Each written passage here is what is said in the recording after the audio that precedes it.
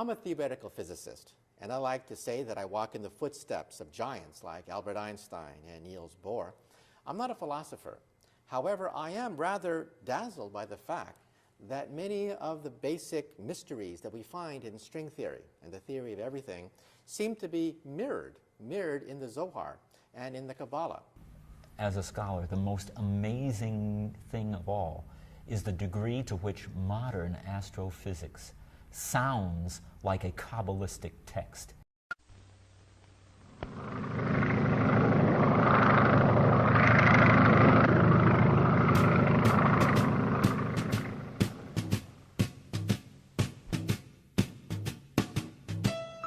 Fly me to the moon, let me play among the stars.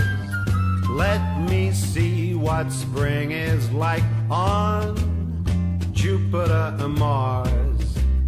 In other words, hold my hand. In other words, baby, kiss me. Fill my heart with song, let me sing forevermore. You are all I long for, all I worship and adore. In other words, please be true.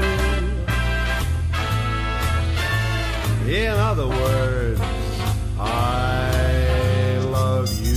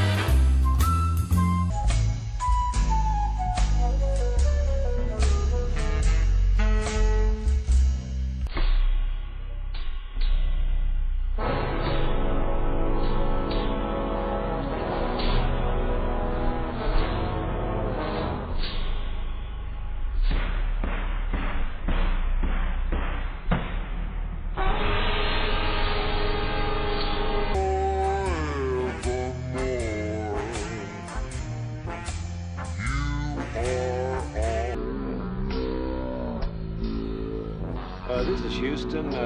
Say again, please. Houston, we have a problem.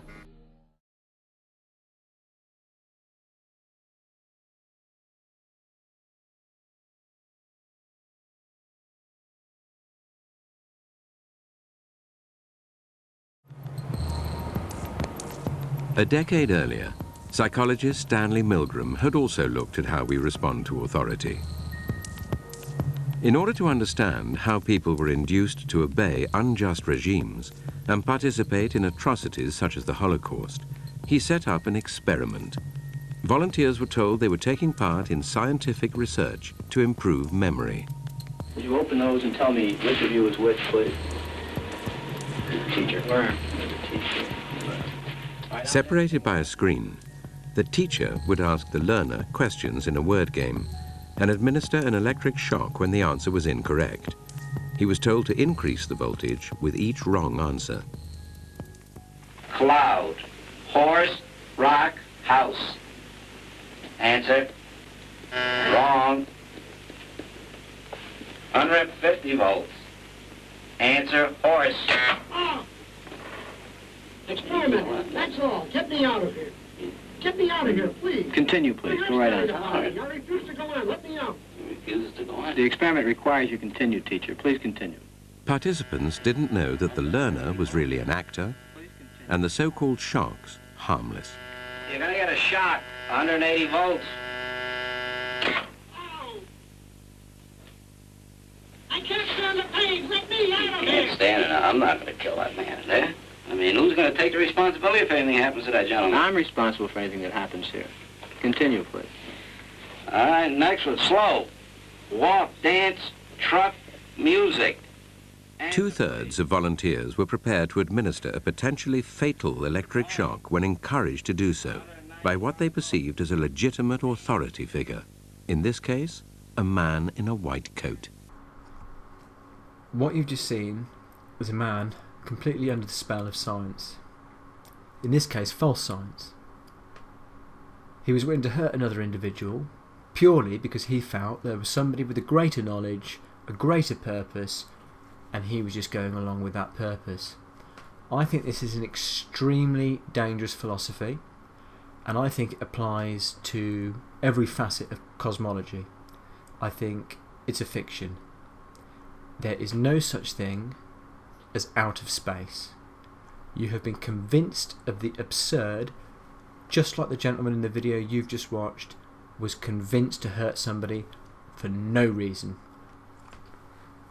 The reason you're looking at a cliched shot of the Matrix, something we've all heard before, red pill, blue pill, is because I want to suggest something completely different.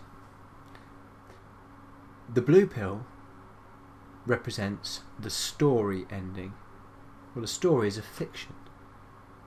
So it's a requirement that you actually take something for the fiction to end. If you take the red pill, you stay in Wonderland. Clearly that means you're in Wonderland already, and I strongly believe that that is the case. Now, I want to present an argument today. Not an argument, but an idea. And this idea is twofold. The most absurd things that you have heard are the truest things you have heard. And if I suggested two ideas, the first being that there's a God, He's the Lord Jesus Christ and He loves you, and that the earth is flat, you would think these are two of the craziest ideas I could give you.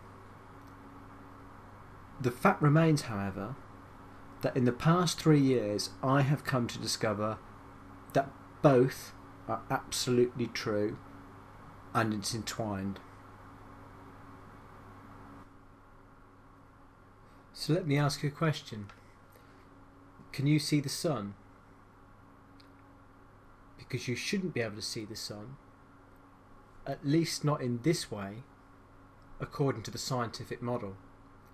In fact, to believe what you're seeing here would be to understand a flat earth.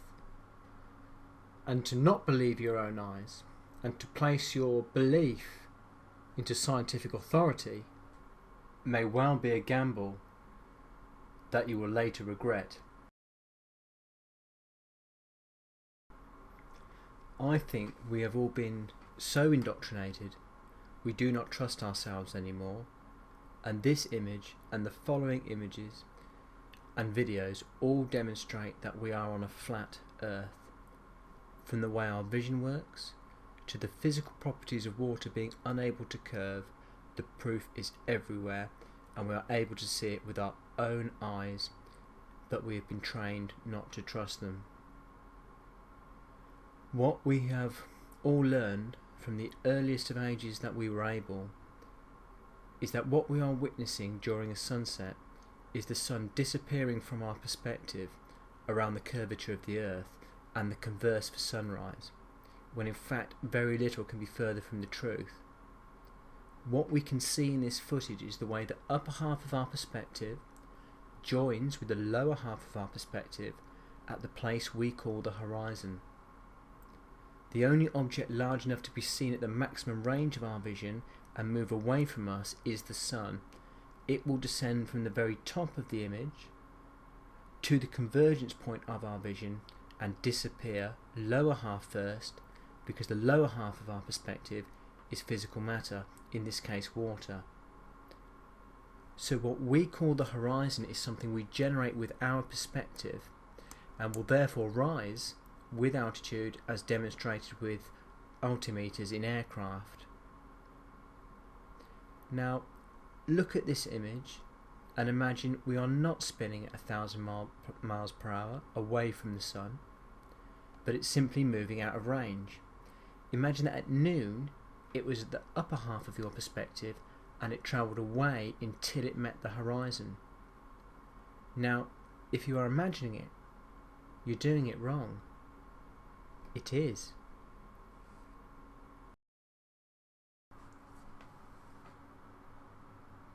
The Sun appears larger when viewed close to the equator. The reason for this is simple, because it's closer, as you can see in this clip. It will still disappear in the same manner at the horizon, and you can compare the last sunrise to this one to see. The Sun will only appear to get larger at the onset of sunrise and the converse for sunset. Its apparent size will not change when viewed from any single location. If you move closer or further away to the Sun's route, it will appear larger or smaller, depending. So, the Sun will seem very small from sunset to sunrise when viewed from a country far from the Sun's route in the winter months, and very large when the opposite's true. The Sun's relative size changes based on location by a huge amount. The reason I've chosen this as one of many examples that prove a flat Earth is because you cannot escape your sight or perspective. You can also see how these clouds are illuminated. And the reason they are illuminated like that is obviously because the Sun is in a much higher position, shining down on them. It doesn't appear that way because the Sun is the larger object and it's further away, hence the reason it's disappearing over the horizon, which, to confirm, is generated by your perspective. It should also be observed that when the Sun has gone past the convergence point, the sky remains lit. The reason for this should be clear, because the light is not being blocked by the mass of the Earth. Depending how close you are to the Sun's route will depend on its size, as discussed. The sky will also remain illuminated for longer after the Sun has disappeared past our perspective the closer you are. This is because the Sun is closer, yet still out of viewable range. So, in very simple terms, we are seeing the Sun move either towards or away from us, in this case away. Every element of our perspective proves this. Two things should be clear without any assumption.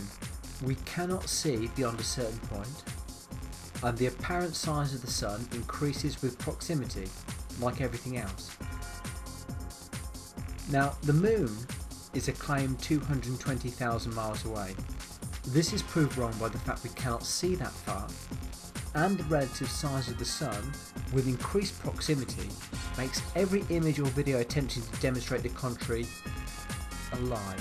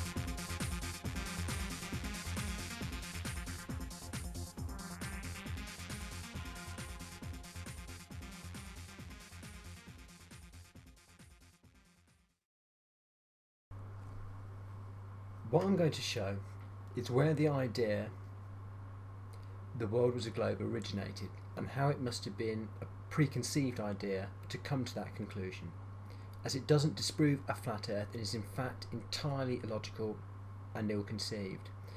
Before that, I'd like you to consider this image. Captured on Apollo 8 space mission, it is fake, and it's glaringly obvious why. The reason it is not instantly identified is because the huge faith put into the providers of the image. And in order to believe such things, we would already have to be convinced of the inconceivable. Such things as we are spinning at 1,000 miles an hour and speeding at 67,000 miles per hour while traversing the universe at 1.3 million miles per hour. Well, once these ridiculous notions have been believed, then anything is possible, including being blind to the fact that there is no light hitting the Earth in this image. However, it's illuminated. So how are we seeing a round hot object in the sky here on Earth, yet there is no light whatsoever in this image, except for the uniform spread of light across one half of the globe? Now, to me it would seem obvious. The answer is obvious. The image is a lie, as is the whole concept of space.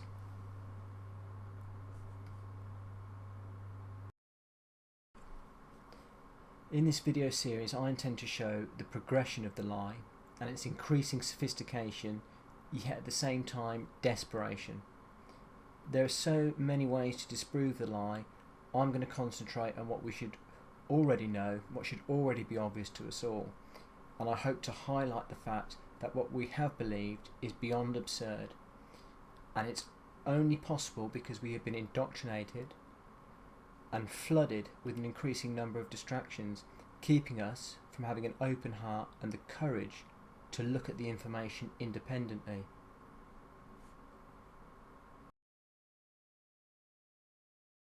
In Alexandria at that time, there lived a man named Eratosthenes. One of his envious contemporaries called him Beta, the second letter of the Greek alphabet, because he said Eratosthenes was second best in the world in everything. But it seems clear that in many fields, Eratosthenes was alpha. He was an astronomer, historian, geographer, philosopher, poet, theater critic, and mathematician. He was also the chief librarian of the great Library of Alexandria. And one day, while reading a papyrus book in the library, he came upon a curious account.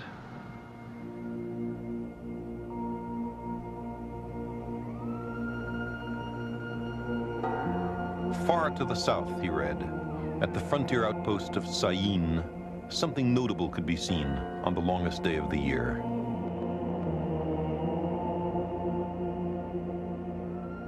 On June 21st, the shadows of a temple column or a vertical stick would grow shorter as noon approached.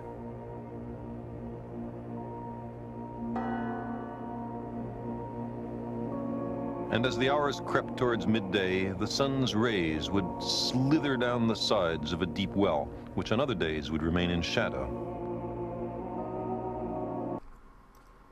The sun's rays are only visible over the well on certain days, because the sun is in a far more local position than we have been led to believe. It simply would not be possible if the light was reaching us from such a great distance. It would be spread equally over half the globe, as shown in the Apollo 8 fake images.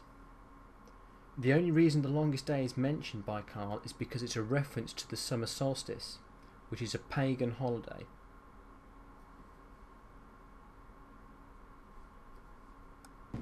Sticks, shadows, reflections in wells, the position of the sun, simple everyday matters of what possible importance might they be.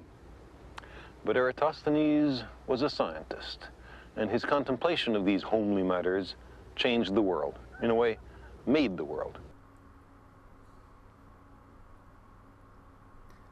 Sticks, shadows, reflections in wells, and the position of the sun. Well, all of these things require that there is a visible sun which changes its position to us and not the opposite.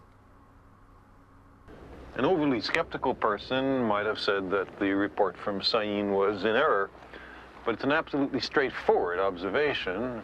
Why would anyone lie on such a trivial matter? Yes, why would anyone lie on such a trivial matter? Which, of course, just moments ago he's claimed made the world. Hardly sounds trivial to me. Once again, all Carl demonstrates here is the proof of the flat earth. Any objects that have a different angle towards the sun, exactly as being demonstrated here, is going to cause a shadow. Now you can see that there is no shadow because he's pointing that directly at the sun, directly at the light source. So we know where the position of the sun is according to where he's just pointed those obelisks. Now he attempts here to confuse the obvious truth by bending the board, which will cause another shadow, because of course that is no longer directly pointing towards the light source, the sun.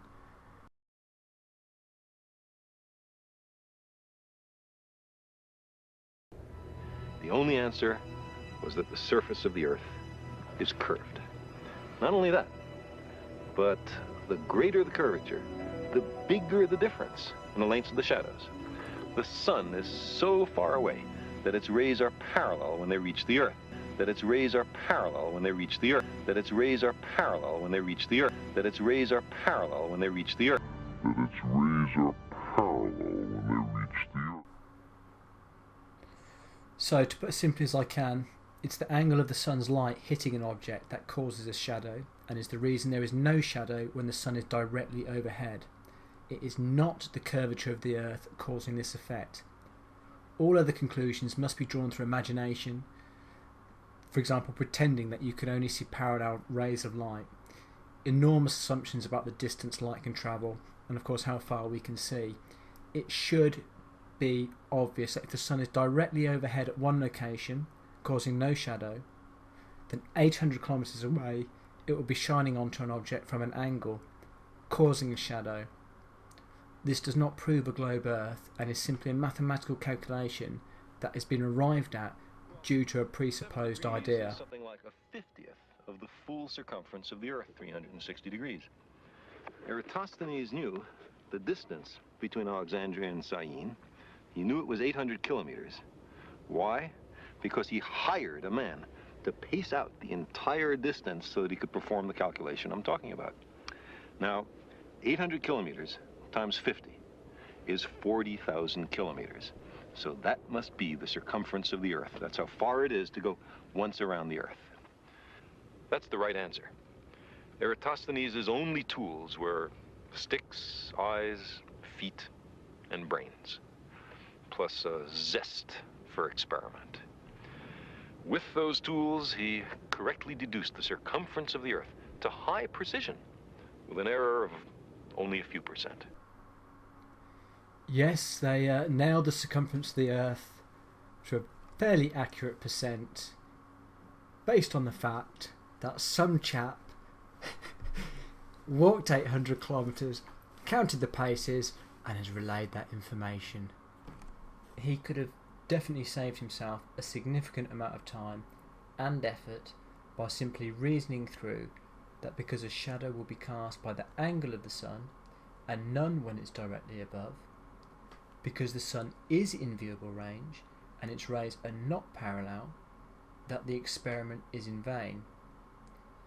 It will become increasingly obvious that this is in fact no mistake.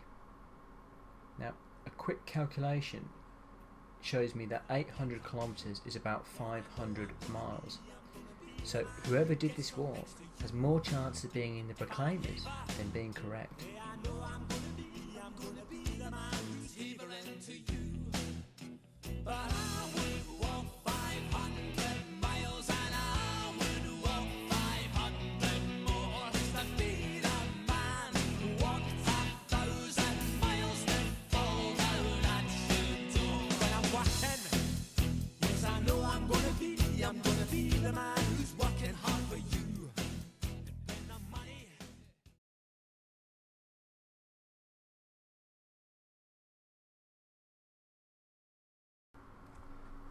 So, in conclusion, a man read a book in Alexandria. He agreed with its conclusions, which must have been that we are on a spherical planet and that the sun was far away. And in order to demonstrate that, he sent somebody on a walk. Forgoing or forgetting, either, it's just as absurd, that the conclusion you would draw either way would depend on your presupposed idea. And in fact, the more logical idea to hold would be the flat Earth, because you can visualize the sun and because those rays are not coming to you in the parallel fashion that is claimed. Now, the ignorance of this time could well have presumed that we can see 93 million miles away. As science progresses, we understand that isn't true and that light must be travelling towards us, but these are just further arguments of the same untruth, continued theoretical models of the universe and the world which we exist in. And it started at this point in time with this horrible experiment proving nothing but the power of a presupposed idea and the damage it can have when combined with nothing more than the illusion of scientific authority. Now, what you can see in these images is exactly how the light is being emitted from the sun. You can trace it directly back to the sun, and that's because it acts in the same way as any other light source in that regard. In order to understand the false science model, we once again have to suspend disbelief and imagine that the sun does not work in that manner, the same manner as every other observable light source. This is much the same as the impossibility of water being able to curve. And spirit levels have been used for centuries in the knowledge that contained water will always become level. The bubble in the spirit level is merely the indicator that it relies on water's property in order to give an accurate reading. And what do we have to tell us anything of the opposite when it's just a series of images from space agencies which mean nothing, because people believed these things long before there were the images? And I would ask you to just think of the coincidence it is that we have the ability to bring forth these images timed so perfectly with our ability to explore space and present them. Now, what I mean by that, if it isn't clear, is it's ridiculous to believe that we are exploring these regions of space primarily because it doesn't exist, coupled with the fact we now have the technology to present the illusion in such a grand way. Before we didn't, and yet everybody still believed it. So I have to come to the conclusion, the objective conclusion, that it is the authority that gives it to you, and its persuasion and its methods of giving that information that is actually the key factor in deciding the entire reality that we live in.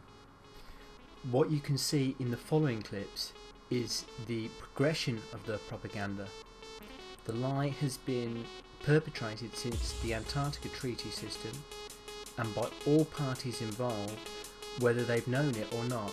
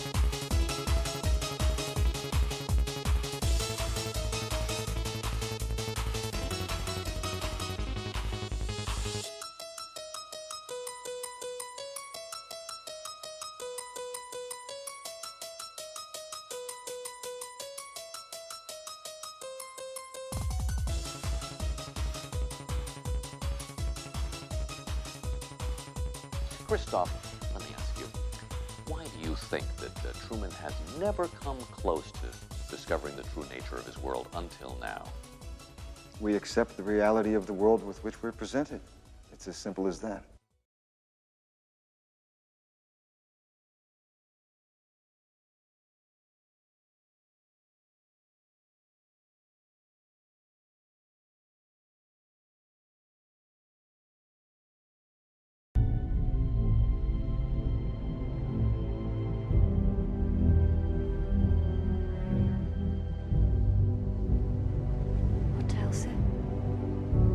We'll be landing in Los Angeles in about 20 minutes. Do you need immigration forms? Thank you. Hotel, sir. Oh, no. Do you need immigration forms?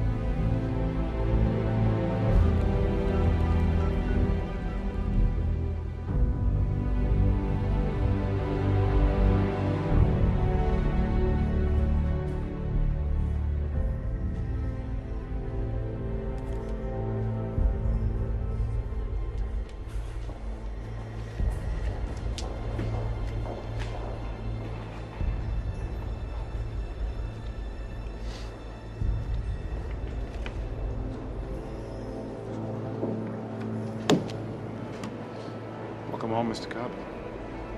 Thank you, sir.